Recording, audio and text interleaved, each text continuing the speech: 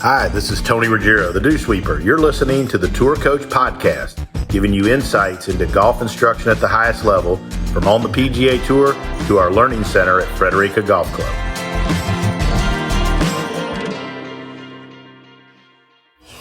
All right, starting a podcast here from Bubba's Live. Good group in town this weekend. Got my main man over here, Jackson K. Golf in the hizzy. We got Emilio. Emilio, say Pacifico for us. Pacifico. Love it, for all our Spanish-speaking friends. Andy Ogletree, Mac Barnhart. Mac, what's up, bud?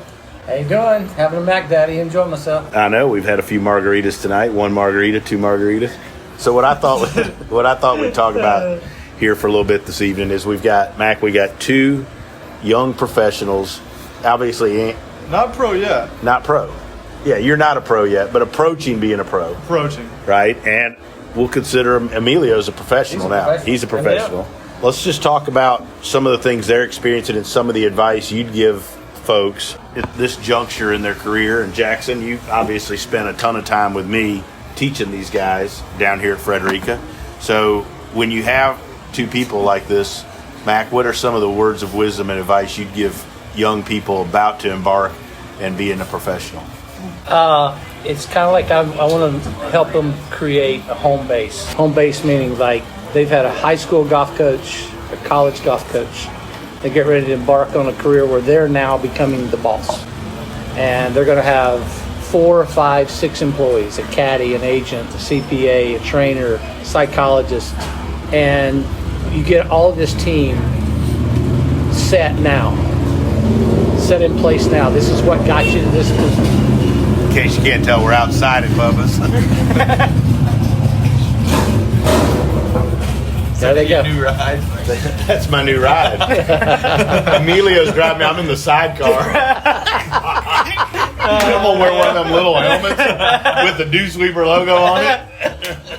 But anyway, so just get things put in place now. The things that got them to this, just to get to the point of being able to say, I'm going to play golf professionally, you've done some good things. Mm-hmm. And you've created a team around you, and you're going to keep adding people to this team and make sure that those teams act and work together. It's like you can take the 5 best basketball players in the world and put them on the floor against an average group of guys that are a team, they can't beat them. Right. And so I just suggest they get all these things put in place before they step out and go at it, and not start collecting them as they play. So in other words, don't pick your financial advisor after you make your first $2 million. Every financial advisor will tell you whatever you want to hear. Go find the guy that's going to say, look, I'm going to ride this up with you, and I'll be here to advise you. And do it before they want you. Right. And create a team. I think that's important. People that know you and care about you and believe in you before you're famous or before you're known. Andy, obviously, been a great year, having won the U.S. Amateur, opened lots of doors for you. Yeah, you've played 3 tour starts now? Yeah, 3 tour starts. 3 tour starts. Obviously, you've got the U.S. Open coming up, the Masters in November. So it's been a crazy year. Obviously, not the year you planned after winning the Amateur. So it changed the dynamic of things, changed your plans and preparation. Talk a little bit about how you're approaching the next, I guess it's 2 months, and then the things you're looking forward to, what you've learned and what you're looking forward to. Yeah, I've learned a lot. Just playing professional PGA Tour events is a lot different than playing amateur events. I've learned a lot about patience and 72-hole tournament mindset rather than, try to make birdie on every hole. I think college events, you can kind of get away with going at every pin. If you short side yourself, the greens aren't fast enough to really punish yourself. But especially at Memorial, I learned that you just have to stay patient. Memorial was tough. Not every hole is a birdie hole. There's some holes that 16 at Muirfield Village. I mean, Phil Mickelson laid up. We talked about that the other day, and he's one of the best players of all time, and didn't think he could hold that green, so he kind of laid up to show that this is an unfair hole. But out there, sometimes that's what you get, and I learned a lot, and I learned about patience, and I learned about not attacking every pin. I think one of the things that we've talked about is like hole 10. I was starting my second round. I bogeyed 3 out of my last 4 the first round, and kind of came out thinking I needed a good day to make the cut, and caught a flyer on the first hole of the day, hit it over the green, and made double, and was like, I'm going to get this back on the next hole. I'm going to go make eagle, because that's what I've done all my college career. If I have a bad hole, I'm like, I'm birdieing the next. I'm going to go eagle the next. Something And but on the PGA Tour, it's not like that. You know, I had 17 more holes. I didn't have to make back 2 strokes on the next hole. I ended up hitting the creek, made another bogey. That if you tell me I make bogey on that hole, I'm like, there's no way possible. Especially being in the middle of the fairway, I think I had like 245 pins. So if you tell me, you know, I'll give you $100 if you hit it right at the pin and make birdie, I probably make birdie every time. So I just have to kind of have that mindset going in. And Thank you, Abby. I think things like that are great to learn now that I'm an amateur. I'm getting to play in some of these starts as an am, learn this kind of stuff before it's my job. And I think that I can use all the stuff that I'm learning now. Whenever I do turn pro, it's not finalized yet, but planning to turn pro sometime coming up after the Masters. I don't know when that'll be exactly, but you know, I think all the experience that I've gained as an amateur is just going to help me going forward. Emilio, so you've played the amateur. Yeah. Incredibly successful Division II, right? Yeah. You were from a small town in Mexico. Say the name of it. San Miguel de Allende. I love it when he does that. Yeah. It's just the name of it. That's the way I like it. But pretty cool. So, talk a little bit about the experience. Talk a little bit about you preparing to be a professional. Yeah. You're a professional now, and you know I think it's interesting players that have played on international teams, like you played on the Mexican national team. Yeah. How has that prepared you, and also talk about some of the things like I think it's been cool. You've had a chance you've played with Andy a bunch down here, a lot of great players here at Frederica to play with. Talk a little bit about your preparation and your experience and what you've learned. Well, as you said, I went to a small school in San Antonio, Division II. Pretty decent program. Like we played a couple of decent events. I'd say I had a pretty good college career, right? But I think I learned a bunch in college, for sure. I learned a lot, like Andy was talking about. In college, you can get away a lot with playing a different game, you know? There's nothing really on the line in most of tournaments. And I mean, you kind of just hit it out there and just look at the pin most of the time, and you just hit it out there, you know? Mm-hmm. You don't get penalized much, and once you get out in the bigger events, in World Ams, US Am, all these tournaments, they have like this vibe of being more professional style. You got to really think out there, you know? You got to be prepared, and that's something I really liked about that. You got to really prepare Monday, Tuesday, Wednesday to have a really good game plan and just execute it the next few days, you know? And those events that I had to play with Mexico just prepared me so well for my professional career, I feel like. And even some college events for sure, but like just the golf courses we got to play in those other events like were an unbelievable challenge, and I thought they were great for my experience overall. So Jackson, you've been around me a long time. You've watched these guys come through here over the last year, too. How have you seen them grow? How have you seen them change as they've moved towards being a professional? I think sharpening all the tools in the shed, right? But as we're out here at Bubba's. Outside. I think the one thing I would actually talk about, I'd turn the table and go back to what was highlighted earlier about the care. And I think bragging on what you do and how you do it, I think doing all these family dinners and team dinners and doing everything together, it's awesome how you take like a big picture look into everything, both you and Mac, and you understand that it's not just the golf swing, right? And I think what you said to Emilio today in the Bay before we got to more work was probably some of the best advice he could get, right? About not to tinker. Like he's swinging it great. He's got one or two things to focus on and just stay on that thing. And it doesn't have to be more than that, right? And I think with Andy, obviously, he's had an incredible career and about to make another huge jump. And so some of it's not the game, right? And I think it's just paving the way and creating stress-free environments for him outside of golf so that he can get on the tee and pull the trigger and not have to worry about anything else. So, Mac, you've been around a long time, not because you're old. I mean, you're not old, but I'm just saying you've been doing it a long time. Yeah, he's calling you old. I'm old. So, you know, I always look at things now, and I always try to look at, when I'm coaching these guys, I think about the things that I didn't do as good with other guys that I had coming up. Sure. And I try to warn, and that's why when I talked to Emilio earlier, I was like, hey, I've been around guys, I've seen where we tinker too much, right? And it's easy when you're around a guy all the time to always try to fix them. What are some of the things that you've seen, that mistakes that people make when they're going through this phase? that you've learned from watching them that you try to, not tell people don't do this, but you kind of warn them? Oh gosh, okay. I liken golf, professional golf, to like climbing Mount Everest. Okay, base camp is at 26,000 feet. Most people have never been at 26,000 feet. There's no air there. That's just base camp.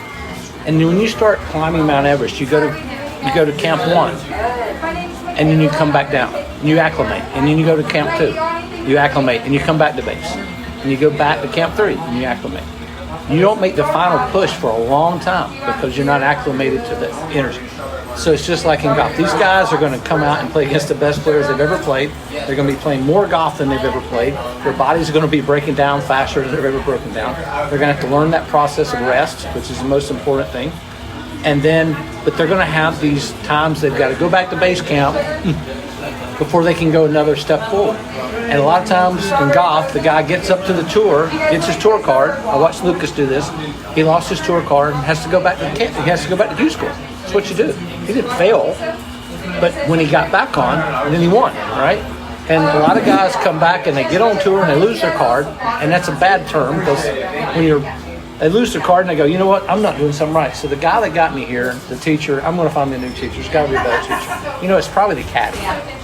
It's probably the agent. I mean, I see that happen. It's probably it's something. They don't even understand what the game they're playing. The game is not a straight run to the top. And there are some guys that have had straight runs to the top. We watched Jordan Spieth. I mean, he went to base camp and didn't stop, went to the top of Everest, took a bunch of pictures, and came back down. But he's now come back down because it happens. But it's not a reason it's like I'm doing something wrong. It is the nature of the damn game, right? And so the game's not going to change. People are not going to change the way the game happens. I mean, Nicklaus didn't win every event. Tiger hadn't won every event. I mean, Tiger still hadn't won what percentage of turns. He's gotten beat a lot. It's the nature of the game. So it's like you cannot react to going back to base camp, to reacclimate, as though you're doing something wrong. It's the way it works. And that's just the way I look at it. The mistakes are always finding something wrong when there's nothing wrong. It's just the way the game is. It's funny you brought up Jordan. One of the best pieces of advice I ever got teaching, use it all the time, was Cameron McCormick told me once, it's always better to underreact than overreact.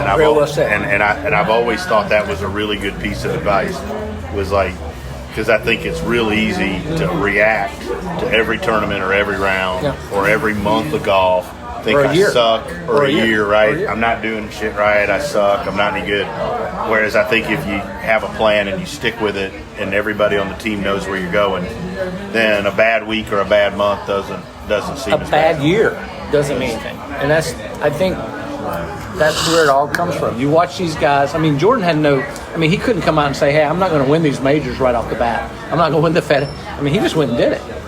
But it doesn't change the nature of the game. It's not going to. Everyone has to go back to base camp, and that's I think that's where he is right now. I think everybody's like he's done. I'm like, well, he's still top 70 in the world. You know how good that is. I mean, he's not. He's just in that lower dip right now. But that's what I hate to see is guys to panic. You're already good enough to get on tour. You're not doing anything wrong. It's just a matter of timing, patience. You said it, and let it happen when it happens. Now we shift to the newest member of the fam, goodness. Xander Lozano, What's going who's on? made a huge impression on us this week. So Xander, you Latin, Canadian tour, obviously not a lot going on with that right now. Right. So you're contemplating, which we're not going to let you retire, but you've contemplated that. But They call that quitting now. they call that quitting now. Yeah, but we're not going to let you call quit. it what you want. We're not going to let you quit. What are some of the things you've learned out there traveling, playing in Canada and Latin that you think prepares you for playing at the next level? Oh man, probably the biggest thing is time management. If you don't know how to manage your time out there, as far as practice rounds go, booking flights, everything like that, then you're not going to be ready to play.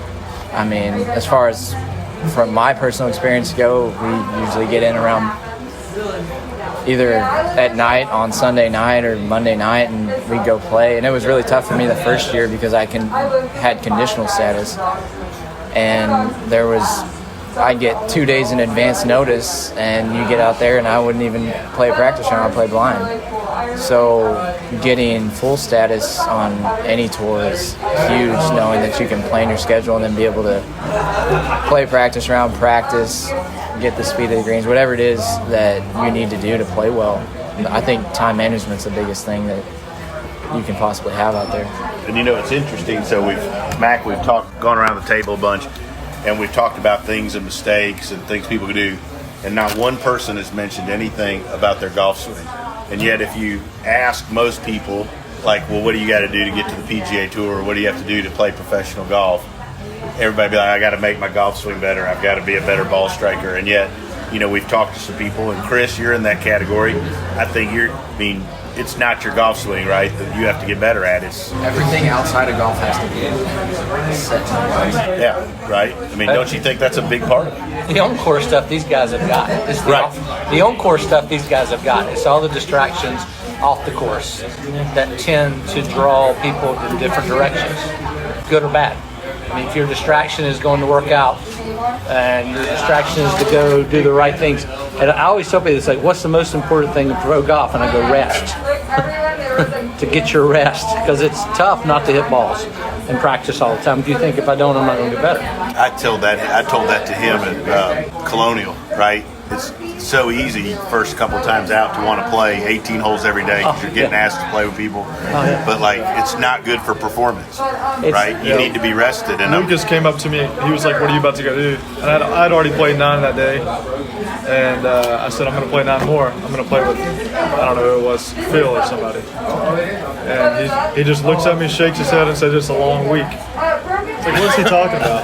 I play 18 holes every day. It's not going to affect me. After the week, I knew what he was talking about. And I think that's going to be huge going forward. Just, like I said earlier, to learn those kind of things, and you don't really know until you play 2 or 3 weeks in a row on tour, which some guys played 6, 7 weeks in a row. Some guys have played every event since the restart. I can't imagine what they're going through physically and mentally. Probably more mentally than our good buddy Rick Lamb. Mentally, yeah. Rick Lamb's played everything. He's played everything since they restarted. Yeah.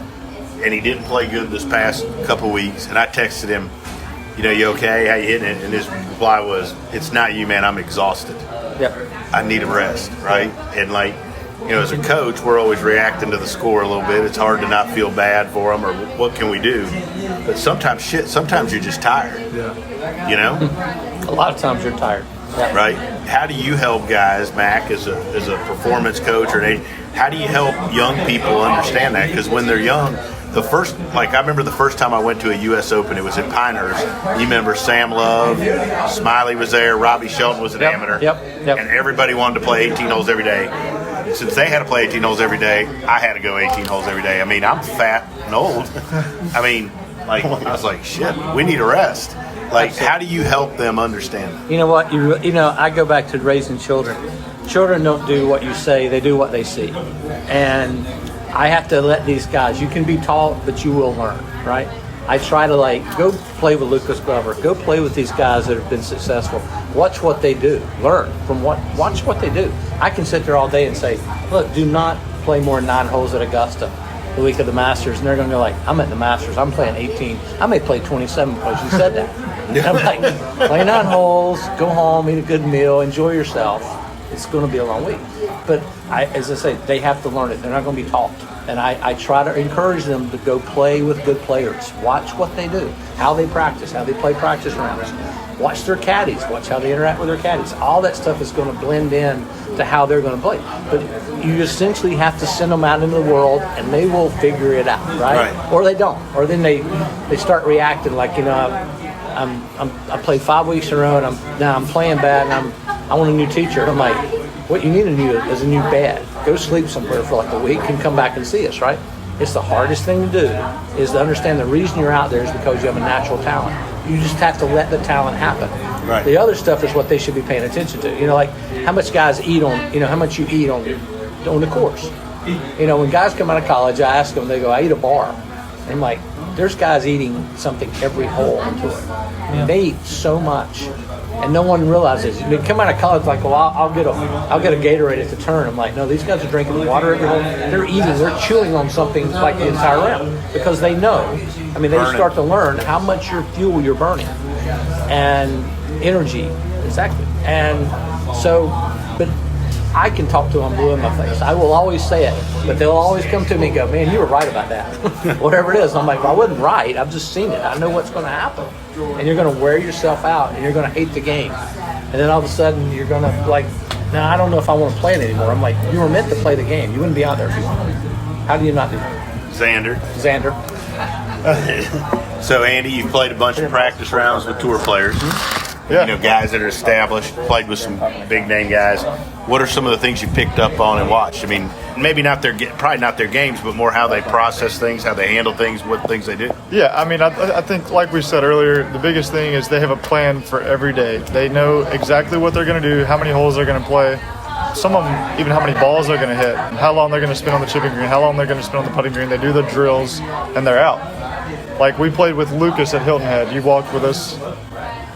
He was 9 under through 7. He wouldn't play the back 9. I mean, he had course record on lock. He started birdie, double eagle, birdie, par, birdie, birdie. Bill was threatening to make him play the back 9. He was like, we're on 9T, and Bill's like, if you birdie 9, we're playing the He back. would have been 10 under through 9. Right? And Andy's like, yeah, we're going. Coop is the only one, Coop, that said, I'm going home and booking my airplane ticket home because we're going to miss the cut. Exactly what Coop said. When we play this good on Tuesday. But, I mean, yeah, if I can promise you if an amateur player is 9 under through 7 at Hilton Head, they're finishing that round. 100%. But Lucas didn't even care. I mean, he knew what he was going to do that day, and he stuck to it, and that's why he's a professional and done well. So I think now look at a guy like Ron. He just would drop in the middle of the fairway, hit a shot, but he chipped around every green because his goal that day was to work on chipping. He chipped and chipped and chipped and chipped and hit bunker shots and won the tournament. I mean, he had a goal for that day. He didn't care about playing 9, didn't care how he was playing. Obviously, he was playing pretty good. But all he was worried about was chipping around the greens and getting the speed of all the chips and the different lies out of the rough and how the bunkers were reacting. So I just think playing is huge every day that you're out there. Emilio, you've been around. What are some of the things you're picking up and learning? Well, you guys have said it perfectly. I think it's really important to. I normally do say it perfectly. I was talking about Andy, but okay. General. When he puts the sunglasses or the eyeglasses on, I'm like, Yeah. damn, that's fucking cool. Know how you prepare for events. I think you have to be aware of taking care of those little things that matter a lot at the long run. Once you really focus on what's important to keep your body ready. I mean, this is a career that wears you out. You know, it's a season that doesn't end. Like you finish the playoffs in the middle of September and you start again in October. You know, like there's not really an off season out here. You gotta be able to handle that. You know, I mean, if you're gonna have a long week or you have 3-4 starts ahead of you that you have to play, like you gotta prepare for that. You know, and I think that's a big part of being physically ready, mentally ready, and just having that big team surrounding you to be able to prepare for yourself for that. So, Xander, what do you feel like? Yeah, I know you've contemplated not playing. Right. What do you feel like you have to get better at to make it all the way to the PGA Tour? And what can we help you do to get there? Well, I mean, everything that y'all just talked about is everything that you prepare for off the course, as far as, especially what Andy said. I mean, being whatever 9 under through 7 or whatever Lucas was, and you're like, dang, I want to play the back. But you know that if you play the back and you make this Sunday, those final 9 holes, that can affect you if you didn't get your rest. Did whatever you needed to do in order for your body to be prepared for those last 9 holes. I think that's the biggest thing, is knowing what to do off the course and knowing if you need to play 9 holes every day and that's it, or you just need to hit some balls on Tuesday, Wednesday, not going all out 100% before the tournament starts, then that's what you need to do.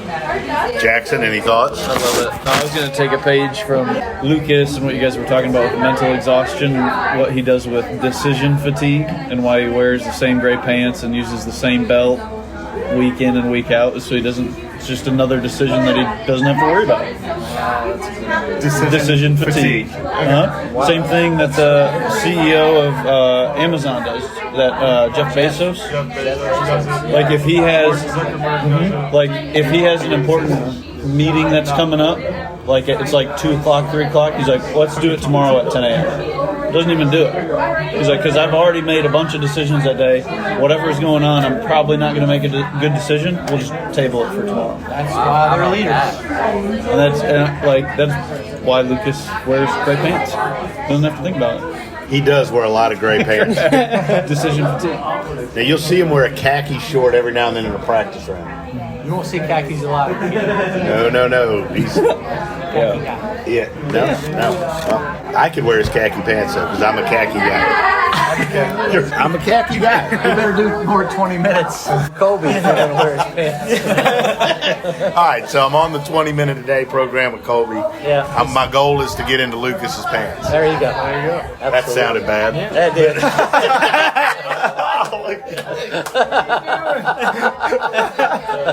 Edit, please.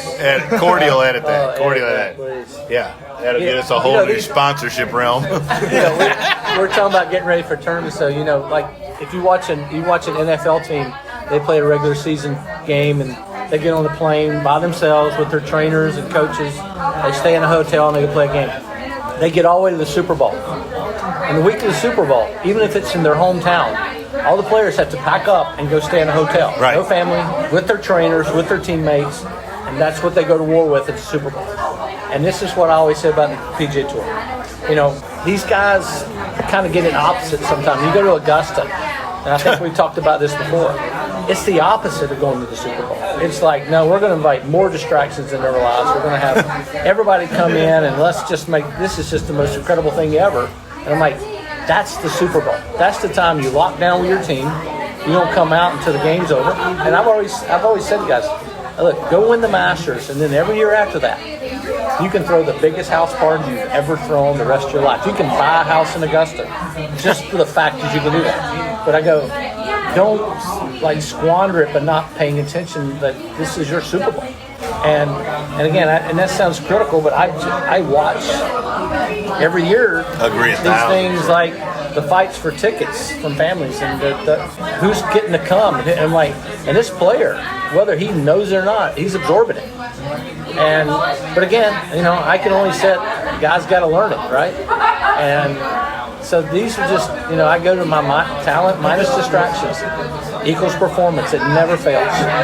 And that's why kids come out of college, they got almost no distractions. And they are just golf. And then they add them on. And they're not all bad, but you have to manage them. Right. You can't get rid of them, right? But these are things they learn. And that's the hardest thing is to watch a guy go, he went to college as a freshman, came out as a senior. What was the difference in those years? And they'll tell you, oh my gosh, freshman to senior, unbelievable. Well, why wouldn't the first 4 years as a pro be the same thing? You come in and green and you kind of grow into it and then you learn it and you join a fraternity. But those are the things that it's just to have them say, look, just relax. It's going to take time, right? Never forget, I was at Phoenix and Colby and I were standing on the putting green and we were having this conversation about a player and he said the exact same thing. He goes, in football, they put the wives and the girlfriends in a box as far away from the field as you can get because we don't want them arguing over a courtesy car who's going to go shopping. Yep. Right? Yep. Yeah. But yet, we've been there. We've been there. I know people. We've had practice rounds interrupted because somebody needs a car or and it sounds right. Like Mom and Dad want to go to a party. Sounds like I'm being anti-family and everybody. I think guys get mad at me and go, "You're anti this," and I'm like, "No. Look, I just know how short your career is.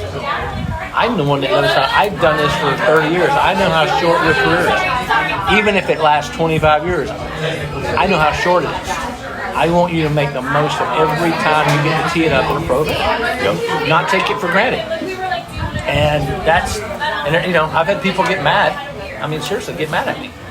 Oh, they do. And say that I'm against them. I'm like, no, I'm for you. I promise. I want you to win every tournament you play in. But golfers, to me, as we kind of wrap it up, approach it the opposite way. You've talked a bunch of times about how baseball, some of these guys would be in AA, right? Never playing in a major league. But they also, and then same deal though, when it comes to preparation, if you're the Saints, or whatever, like the Saints right now with Corona have everybody sequestered in a bubble and they just stay to themselves because it's all business, right? Yeah. Golfers are the opposite, right? Sometimes, a lot of times. Some of them are. Right. Look at the guys at the top. Yeah. Look at the guys at the top. They've got something figured out for sure. But again, it's like I'm not against people coming and enjoying what is happening in pro golf. But if you realized how few events that you're really going to have a chance to win as a pro, you would take every chance you get a lot more serious than you would. It's not a vacation. And again, I'm not being mean. I love nothing better than guys to have a great time with their families. But go win 3 events and then go to Hawaii for 2 weeks. Right? Don't combine them. And people go, it doesn't bother. I've had so many guys go, it doesn't bother me. And I'm like, oh, no. Did you win? It bothered you. If you win and you tell me it didn't bother you, I'm like, well, it didn't bother you. But don't finish 23rd and tell me it didn't bother you. Right. Because, and again, I'm not judging. I watched it. It's just being honest. Right, yep. Which is what we get paid Which is what I get in trouble for, yep. Guys. Gets me fired faster than anything. This was awesome. We knocked out a good little podcast here on the back porch of Bubba's. Obviously, everybody can hear everybody's having fun. Andy, best of luck coming up. I know we'll get you on again. Yeah, for sure. Chris, thanks for sitting in. Emilio, best of luck. Chris, starting your playing. Got some pro events coming up. Yeah, sir. Right? Yeah. Jackson, as always, thanks for sitting in. Xander, newest to the fam. Hey, give him a shout out. Xander, we're going to make you. Xander, you're returning to pro golf. Yeah. I'd Say it say here. so. I'm returning to pro golf. There we go. We're not going to let it out. There we go. See you in Kansas. Yeah. Can't forget, we got Hank Miner Jr. here. He's probably the 16-year-old that's going to have to drive us home. Yeah. In a school bus. He has a license, right? He's driving me back to Mobile tomorrow. So anyways, appreciate everybody sitting in at Bubba's. And we'll be back next week with another tour coach and another Gummy.